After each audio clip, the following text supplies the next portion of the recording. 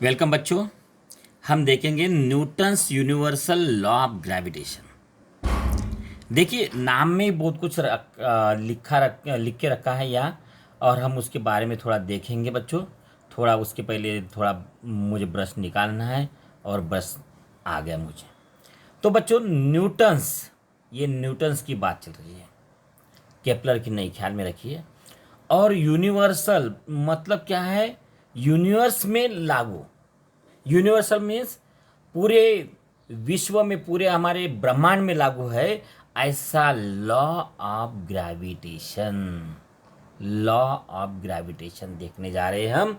वो जो बनाया है, जो तैयार किया है, वो है सर इसैक न्यूटन ने किया है। और ग्रेविटेशन का मतलब है attract, force of attraction. Force of attraction between to और मोर बॉडीज।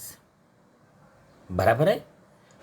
देखो, मतलब ये एक्सप्लेन हुआ है, ये है कि न्यूटन्स का लॉ है, वो भी यूनिवर्सल अप्लाई है, यूनिवर्स के लिए अप्लाई है। और वो भी बताता है, हमें एक्सप्लेन करता है the force between the two bodies in the universe. तो समझ, यूनिवर्स में ये सन है, ये मून हो सकता है, और इधर में अर्थ हो सकती है। ये तीनों में क्या है? फोर्स ऑफ अट्रैक्शन है, तीनों में है। और इसका इफेक्ट हम जानते हैं, टाइड्स आती है, बराबर है। भरती ओटी जिसको हम कहते हैं, वो टाइड्स भी आती है, बराबर है। तो ये क्यों आती है, क्यों है? तो ये because of the force of attraction, जिसको हम ग्रेविटेशनल फोर्स कहते हैं। हम क्या कहते हैं? ग्रेविटेशनल फोर्स कहते हैं। चलो बच्चों, हम हमारी किताब में जो दिया है उसके बारे में पढ़ेंगे हम।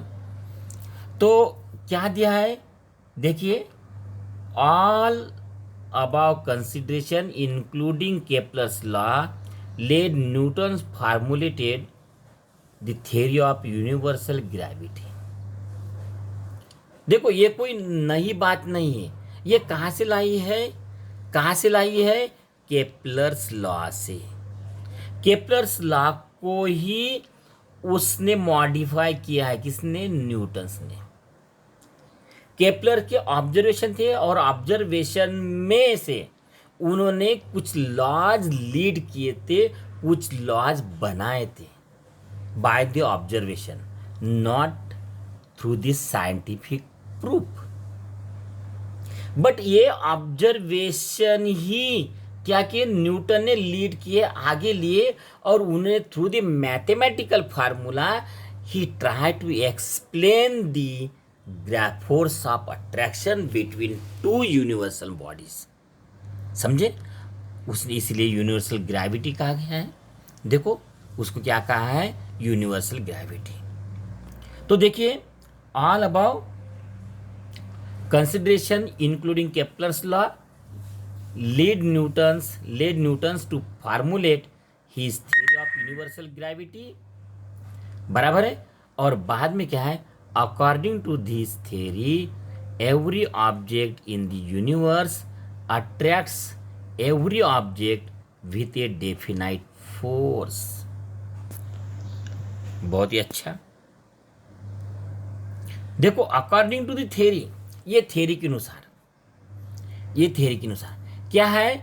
एवरी, देखो, every object in universe attract every other object with a definite force. ये उसने कहा है। ये जो डार्क हुआ है, ये मेन है। Every object in the universe, universe में चाहे वो सन रे, मून रे, या गैलेक्सी के और भी कुछ रे बातें, तो every object in universe attract every other object with a definite force. Means ये सन है, ये हमारा मून है, और ये अर्थ है। इसमें जो फोर्स है, ये कैसा है? डेफिनाइट है। डेफिनाइट फिक्स फोर्स है। और ये फिक्स फोर्स के साथ ये अर्थ मून को अट्रैक्ट करती है। फिक्स फोर्स के साथ ये मून भी अर्थ को अट्रैक्ट करता है। सिमिलरली उसके पास में जो दूसरी बॉडी है, मतलब सन है, ये मून सन को अट्रैक्ट करता है और सन मून को अट्रैक्ट करता है। ना कि हमने ये नहीं सोचना चाहिए कि मून को सिर्फ अर्थ ही अट्रैक्ट करती है, ये नहीं सोचना चाहिए। देखो, अर्थ ही मून को अट्रैक्ट करती है, ये नहीं सोचना चाहिए। तो क्या है, मून को ये सन भी अट्रैक्ट करता है, हमें ये भी सोचना चाहिए। ना कि बल्कि वही यूनिवर्स में अर्थ भी प्रेजेंट है और इसीलिए ये सन ये अर्थ को भी डेफिनाइट फोर्स से अट्रैक्ट करता है। बच्चों छोड़ दो ये बातें, और एक मैं बताता, ये सन है और ये सन के आगे में जितने भी नवग्रह है, जितने भी नवग्रह है, बराबर है, ये सब नवग्रह मून सन के ऑर्बिट में घूमते बच्चों, फिरते हैं और हर ग्रह को ये सन डेफिनाइट फोर्स से अट्रैक्ट करते हैं। ये जो है, ये जो बाकी ग्रह है, ये भी सन को डेफिनाइट फोर्स से अट्रैक्ट करते हैं। इतना ही नहीं, उनके भी ऑर्बिट में और कुछ मून्स है, ये मून्स को भी वो अट्रैक्ट करते हैं। ये मून्स को सन का भी अट्रैक्शन चलता है और इनका भी चलता है, इनका भी चलता है। मतलब each and every body in the universe is attracted by the force of gravitation. समझे बच्चों, मैंने क्या कहा है? Each and every body, each and every universal body is attracted each other with a definite force. Force कैसा है बच्चों? That's main है। कौन सा फोर्स है? डेफिनाइट फोर्स है, ख्याल में रखो। Every object in universe attract every other object. मतलब each and every body, each and every celestial body is attracted by each and every the celestial body. This is the concept of Newton's of the gravitation. Means all the bodies, celestial bodies, all the universal bodies, each and every body attracted by each and every body. हर कोई हर किसी को खींचता है, बराबर। This force is, और उसने क्या कहा है ये भी मेन है बच्चों। This force is directly proportional to the product of the masses of two object and inversely proportional to the square of the distance of between them. This is also a main formula हम बोलेंगे, या बहुत ही important बात बोलेंगे वो है, और इसीलिए हम इसका कलर चेंज करना चाहेंगे। क्या करना चाहेंगे? कलर चेंज करना चाहेंगे, और हम ये कलर चूज करेंगे। तो बच्चों क्या है, ये मेन पार्ट है। देखो, the force is directly proportional to the product of masses of two object. Suppose ये m1 का मास है, तो प्रोडक्ट बोले तो ये m2 का मासेस है, बराबर है। ये m है ये m2 है, ये m1 है और ये m2 है। तो force is directly proportional to the product of masses. तो ये जो फोर्स है, force directly proportional to the product of masses. देखो m1 m2, m1 m2। देखो ये जो फोर्स है, force F for force is directly proportional, directly proportional बोला यह देखो, ये देखो डायरेक्टली प्रोपोर्शनल किसके साथ में? Product of masses. हम इसको क्लियर करेंगे, हम यहां लिखेंगे थोड़ा। फोर्स, देखो फोर्स इज डायरेक्टली प्रोपोर्शनल, सुनो बच्चों पढ़ो थोड़ा। The force is directly proportional to the product of masses. तो पहले का मास कितना है? 1, गुना दूसरा मास m2 हो गया, प्रोडक्ट ऑफ मासेस, बराबर। हम इसको ऐसे भी लिख सकते हैं बच्चों, m1 इंटू m2 लिख सकते हैं, बराबर है ना। इसका मतलब मल्टीप्लिकेशन हम उसमें है ही। देखो, masses of two object and inversely proportional म्हणजे नीचे में आ जाए, इनवर्सली प्रोपोर्शनल नीचे में आता है, to the square of distance between them. और डिस्टेंस जो है समझ जाओ, ये डिस्टेंस है, हम लिखते हैं डी स्क्वायर।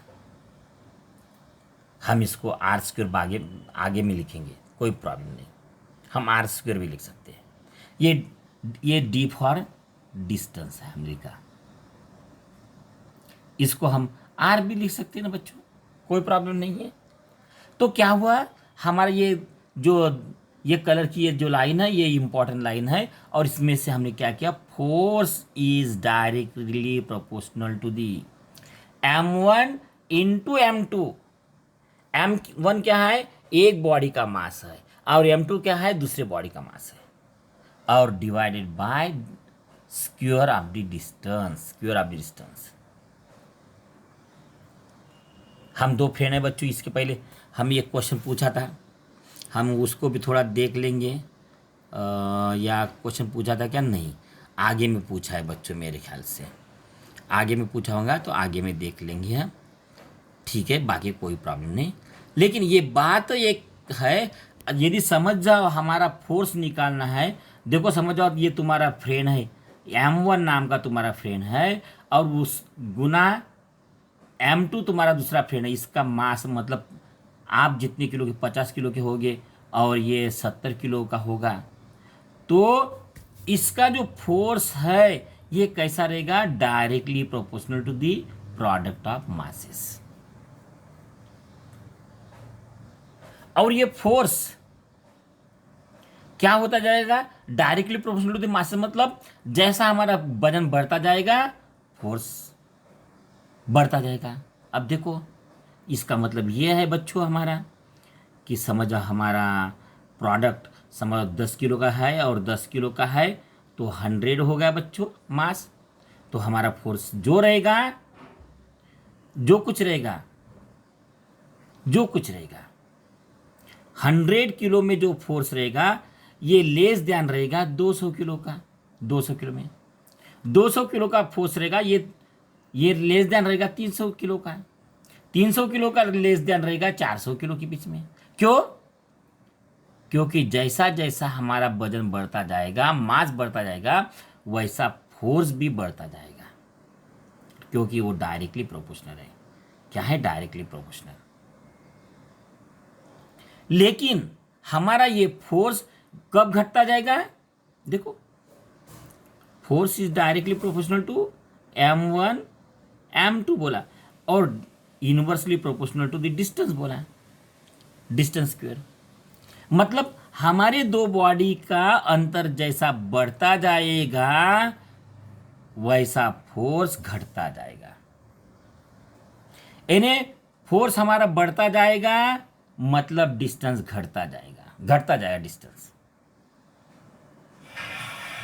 डिस्टेंस के बारे में देखो कैसा है। हम इसको ऐसे भी बोल सकते हैं बच्चों, फोर्स इंक्रीज। मतलब हम ये काम करेंगे, ये फोर्स ये इंक्रीज होता जाएगा किसके अनुपात में? जब हमारा मास भी बढ़ेगा। लेकिन यही फोर्स घटता जाएगा जब हमारा डिस्टेंस बढ़ता जाएगा। डिस्टेंस बढ़ता जाएगा, फोर्स घटता जाएगा। तो इसीलिए हमने ये लिखा था, कैसा लिखा था? Force is directly proportional to m1 m2 और d स्क्वायर, मतलब डिस्टेंस स्क्वायर। अब देखो ये बात उन्होंने समझाई है हमें। देखो बच्चों, या समझाइए, या क्या लिया है, देखो क्या कहते हैं वो, the gravitational force between two object. अब देखो, ये m1 वाला मास है और ये क्या है, M2 वाला मास है। M1 वाला फोर्स इसको अट्रैक्शन के लिए लगाएगा और इसमें ये अट्रैक्शन करेगा। अब ये दो बॉडी में अट्रैक्शन कितना रहेगा, equal to F। Equal to क्या रहेगा, F। ख्याल में रखो, इक्वल टू क्या रहेगा, F। ये समझो, ये मास हमने बढ़ा दिया, ये भी मास हमने बढ़ा दिया, तो फोर्स क्या हो जाएगा, बढ़ जाएगा। फोर्स क्या हो जाएगा, बढ़ जाएगा। हमारा फोर्स बढ़ता ही चले जाएगा जब हमारे ये मासेस बढ़ते जाएंगे। ये थोड़ा बड़ा हो गया, ये और थोड़ा बड़ा हो गया, तो हमारा फोर्स बढ़ता जाएगा। लेकिन हमारा फोर्स कब कम हो जाएगा, जब ये डिस्टेंस और ज्यादा हो जाएगा। डिस्टेंस जितना ज्यादा हो जाएगा हमारा, उतना फोर्स हमारा घटता जाएगा। अब सिंपल सी बात बताता बच्चों, आपने जो किया है, समझ जाओ, आपने एक मैग्नेट लिया है और दूसरा मैग्नेट आपने लिया है बच्चों। इसमें फोर्स ऑफ अट्रैक्शन एक तरफ खींचते हैं। खींचते हैं बच्चों, खींचते हैं ना, बराबर है। अब ये नजीक नजीक लाओ तो ज्यादा खींचते हैं, ये नजीक नजीक लाए तो क्या करते हैं, ज्यादा खींचते हैं। और इसको हमने दूर दूर लेके गए तो फोर्स कैसा होता है, मैग्नेटिक फोर्स क्या होता है, कम हो जाता है। होता है कि नहीं, कम कम। वैसा ही ये बॉडी में है। जैसा मैग्नेट में है बच्चों, हम नजीक में दो मैग्नेट नजीक में लेते हैं तो फोर्स ऑफ अट्रैक्शन बढ़ जाता है। और जैसे जैसे मैग्नेट हम दूर लेके जाते हैं, एक में से अलग अलग लेके जाते हैं, तो फोर्स ऑफ अट्रैक्शन कम हो जाता है। सिमिलरली ये जो फोर्स है डिस्टेंस के अनुसार कम ज़्यादा होता है। डिस्टेंस बढ़ गया, फोर्स कम हो गया। डिस्टेंस छोटा हो गया, फोर्स ज़्यादा हो गया। तो दो बातें हैं, एक तो मास, फोर्स डिसाइड करता है मास के ऊपर, और वो जो मासेस है कितने डिस्टेंस के ऊपर है इसको डिसाइड करता है। और इसीलिए तो बच्चों सुनो ना, हमारी अर्थ मून के पास में है या मून हमारे अर्थ के पास में है, इसीलिए हमारा ये क्या होता है, हमारे अर्थ के राउंड में हमारा मून घूमता है, चंदा मामा। लेकिन सन का डिस्टेंस कैसा है, ज़्यादा है, इसीलिए ये मून इसको अट्रैक्ट, ये जो है ना, इसके इधर में अट्रैक्ट नहीं होता, क्योंकि हमारा ये डिस्टेंस अर्थ और मून का जो डिस्टेंस है कम है, तो force of attraction between the earth and moon is greater than the force of attraction between the sun and moon बच्चों। समझे? क्योंकि ये क्या होता है, डिस्टेंस बड़ा है इसलिए फोर्स वीक है। ये डिस्टेंस छोटा है, मून और अर्थ का डिस्टेंस क्या है, छोटा है, इसलिए फोर्स ज्यादा बड़ा है। हम ये करेंगे, समझो ये छोटा फोर्स है, छोटे इसमें दिखाएंगे, और ये बड़ा फोर्स है तो बड़ा इसमें दिखाएंगे। तो ये कैसा है, छोटा ये अब जो है ग्रेटर देन बड़ा ये अब, क्योंकि बड़ा ये जो है डिस्टेंस कम है, बराबर है। अब ये ठीक है, अब अर्थ को संभालता है, क्यों संभालता है, क्योंकि ये दोनों बॉडी का मास ज्यादा है। दोनों बॉडी का मास ज्यादा होने के कारण, और उसमें सबसे सन का ज्यादा होने के कारण, ये सन हमारे सभी ग्रह को संभाल लेता है, सभी ग्रहों को संभाल लेता है, बराबर। लेकिन बच्चों आप कहेंगे मुझे कि मून को क्यों नहीं अट्रैक्ट करता, अर्थ को करता है तो मून को क्यों नहीं अट्रैक्ट करता, ये तो सवाल आपके पास भी बना ही है। बच्चों मून का साइज बहुत छोटा है, और इसी कारण इसका जो फोर्स है ये वीक है, स्मॉल एफ है, वीक है। लेकिन इसका छोटा होने के बाद में भी डिस्टेंस क्या है, कम है, बहुत कम है, और इसीलिए फोर्स क्या है, बड़ा है। और इसीलिए ये मून अर्थ को ही, अर्थ के पीछे पीछे, अर्थ के बगल में ही वो रहता है बच्चों, तो force, gravitational force between the universal body is depend on the mass of product of masses and distance between two masses. चलो बच्चों, ये बात हम याद देखेंगे।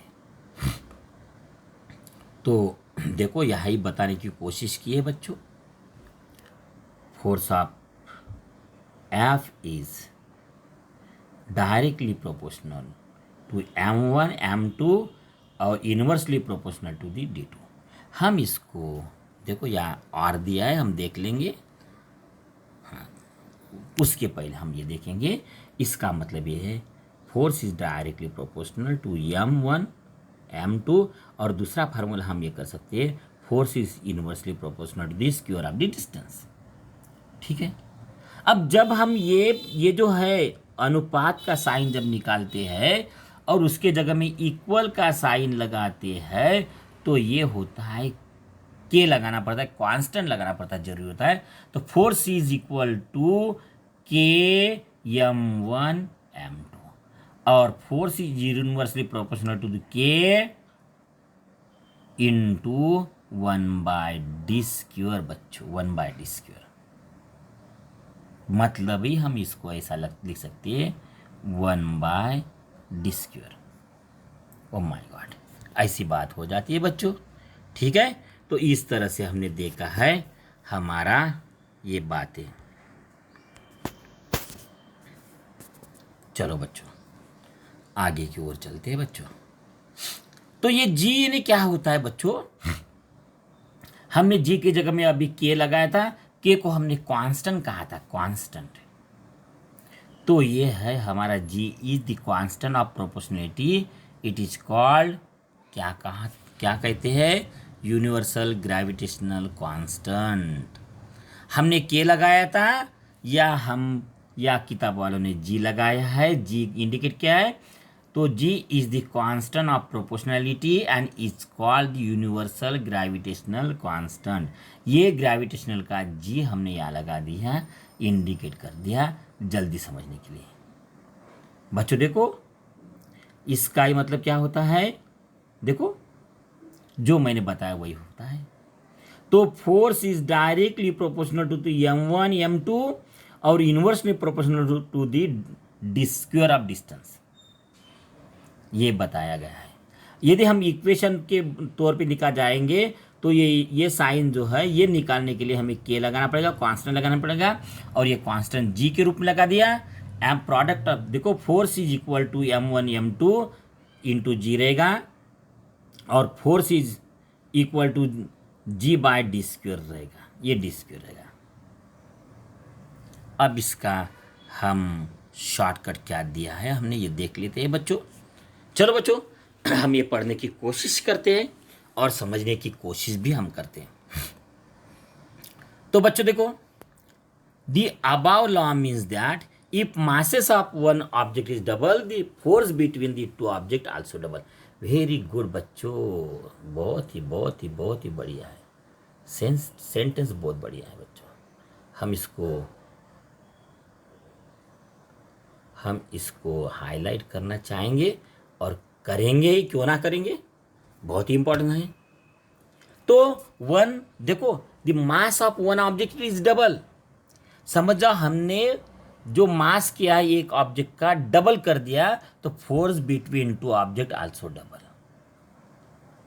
यानी 10 kg का मास है तो जो कुछ फोर्स लगेगा तो 20 kg वालों को डबल फोर्स लगेगा, बराबर है।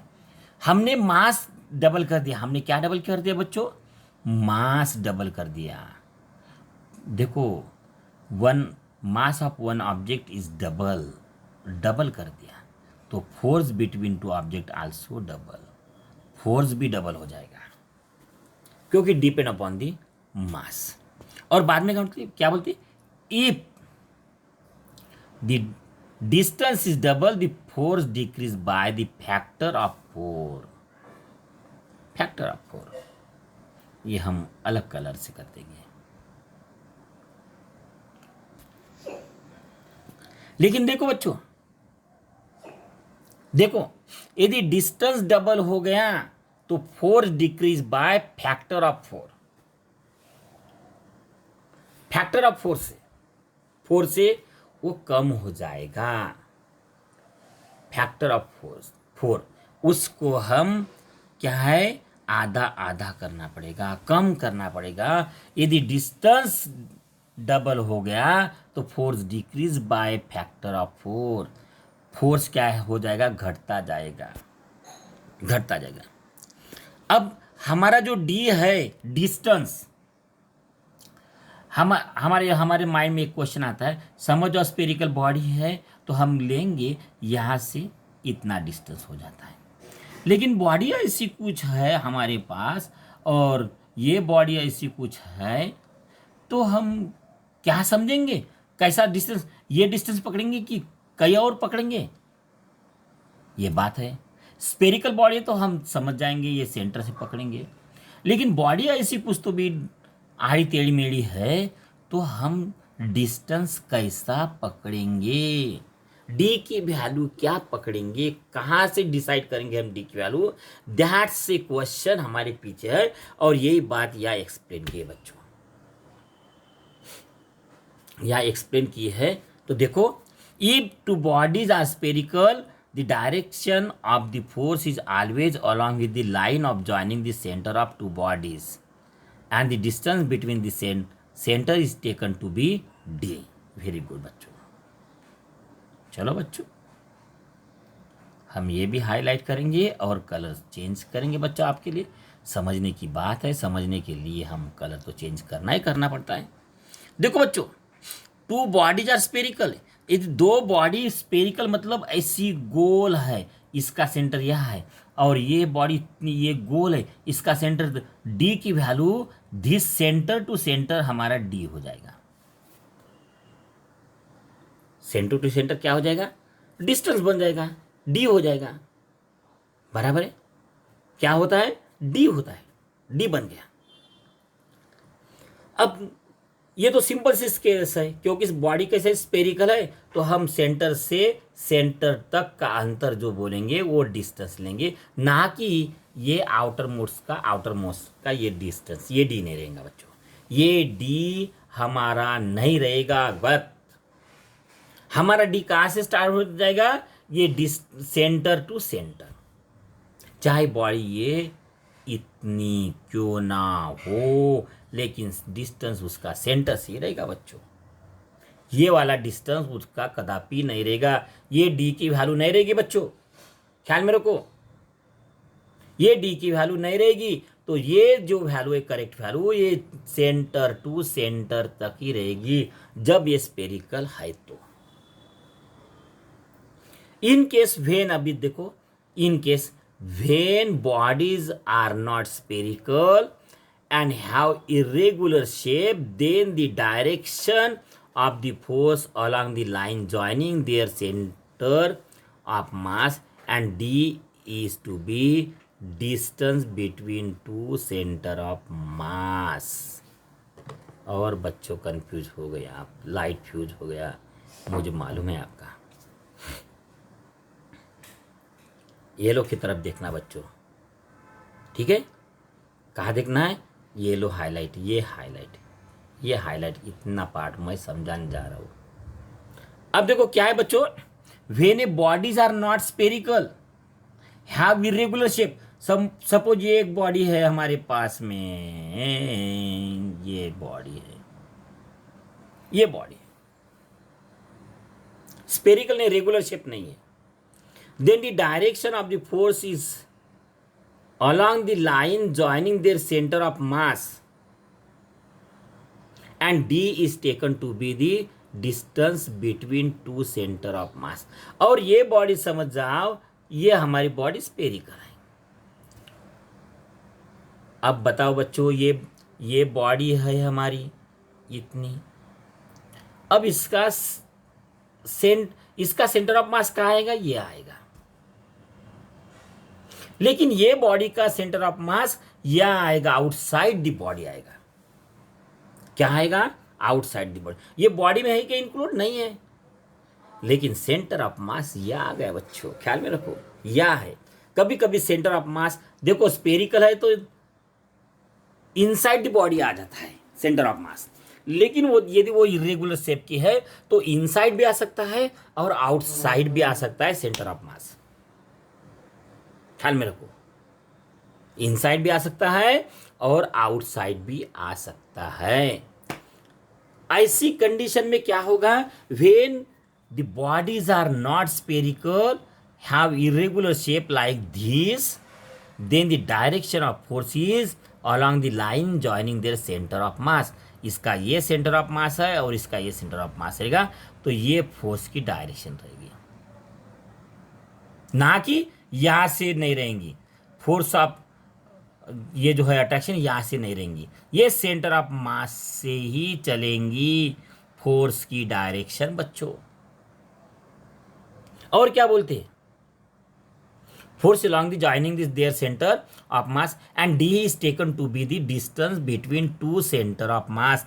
और ये जो d है यहां से या कहीं से नहीं रहेगा, तो ये centre of mass outside the body है, लेकिन बच्चों ख्याल में रखो आउटसाइड द बॉडी है, फिर भी सेंटर ऑफ मास यहां से रहेगा, यहां तक रहेगा। बहुत ही डिटेल में समझा दे रहा हूँ बच्चों, और लाइन टू लाइन समझा दे रहा हूँ। मेरे ख्याल से बहुत कम लोग हैं इस तरह का आपको एक्सप्लेनेशन करते हो, फिर भी मैं कर रहा हूँ बच्चों। थोड़ा समय लगता है लेकिन लाइन टू लाइन आपको समझ सकती है, आप समझ सकते हो मीनिंग ऑफ लाइन। ये तो बहुत ही इंपॉर्टेंट होता है बच्चों। तो ये हो गया हमारा सेंटर ऑफ मास, ये हो गया सेंटर ऑफ मास। ये जो डिस्टेंस है between the two centre of masses is D, ये डी की वैल्यू। और फोर्स की लाइन जो अट्रैक्शन रहेगी ये ऐसी रहेगी, समझे बच्चों। तो ये होता है, ये बात है। वीडियो को बार बार देखो, आपको जरूर समझ में आएंगी। बाद में छोटी सी बात है बच्चों, हमने जी की बात कही थी, जी के बारे में। ये जो जी है ना बच्चों, ये जी के बारे में हम कांस्टेंट के बारे में हम थोड़ा देखने जा रहे हैं। तो ख्याल में रखो, फार्मूला क्या है, एफ इक्वल टू ये जी कांस्टेंट है और प्रोडक्ट ऑफ मास ये डायरेक्टली प्रोपोर्शनल है और यूनिवर्सली प्रोपोर्शनल है distance between the centre of mass, बराबर है।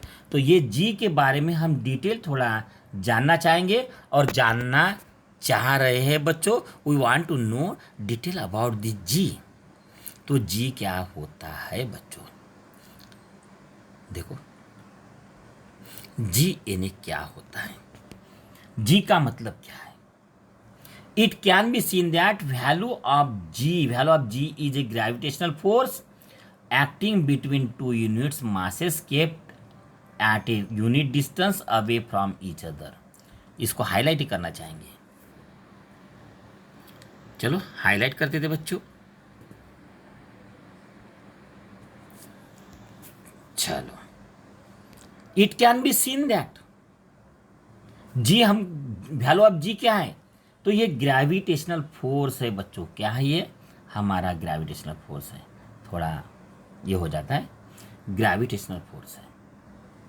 कब है, कहाँ का ग्रेविटेशनल फोर्स, तो बिटवीन टू यूनिट्स मासेस, दो बॉडी के बीच में का मास का है। यूनिट मासेस, यूनिट बोला, यूनिट ख्याल में रखो, यूनिट में ना यूनिट मासेस बोला, और कहाँ रखा है, डी की वैल्यू का है, यूनिट डिस्टेंस अवे है, यूनिट डिस्टेंस। अब ऐसा यूनिट सिस्टम में हम जो वेट यानी जी की वैल्यू निकालना गए, तो यूनिट मास यानी क्या होता है, केजी है। ऐसा यूनिट में केजीएस, किलोग्राम, किलो, ठीक है। चल जान दो बच्चों। तो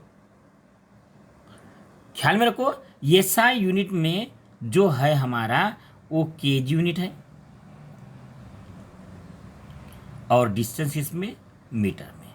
मतलब 1 केजी का जो है मास हमने कितने डिस्टेंस पे रखा है, 1 मीटर डिस्टेंस में लिखा है 1 केजी का मास।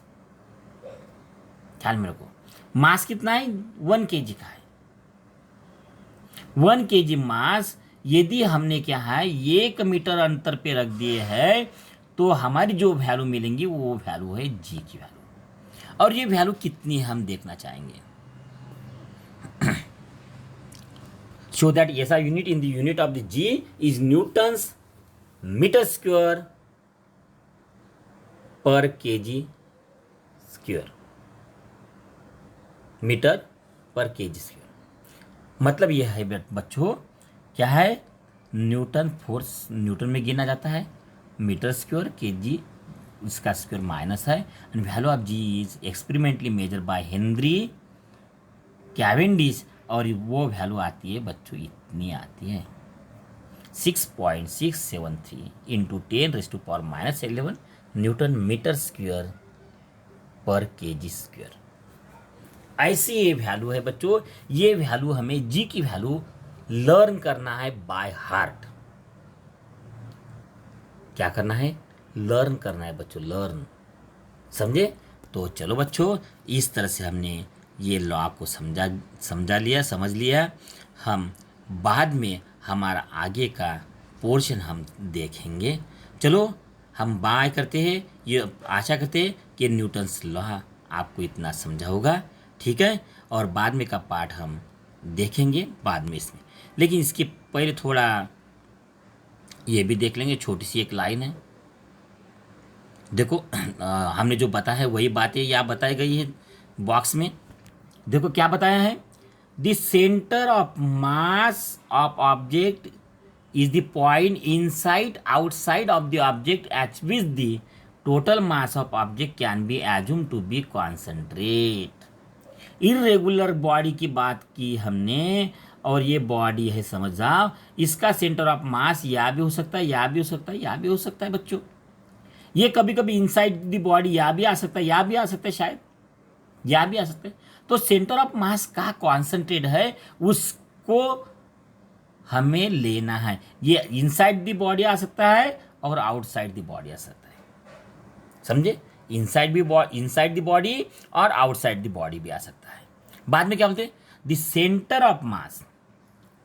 Of mass spherical object having uniform density is at its geometrical center. The center of mass of any object having uniform density is at centroid।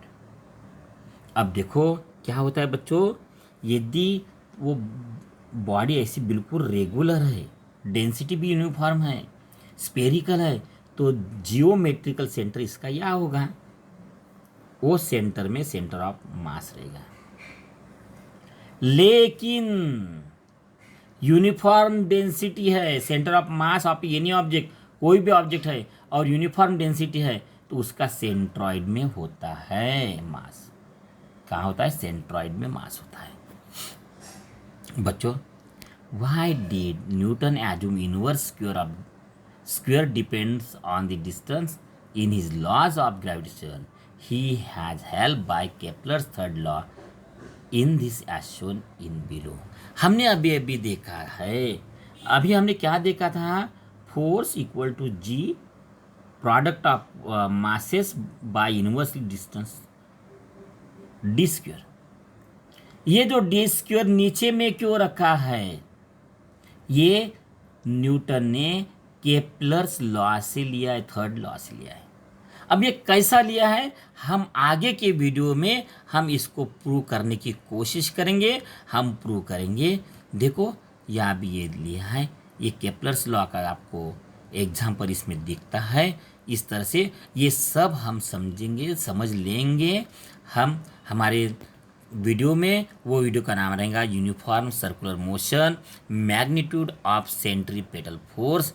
इसके बारे में हम जब पढ़ेंगे तो ये सब बातें हम समझ लेंगे और बाद में एग्जाम्पल नेक्स्ट वीडियो में देखेंगे। चलो बच्चों, बाय, मिलते हैं अगले वीडियो में।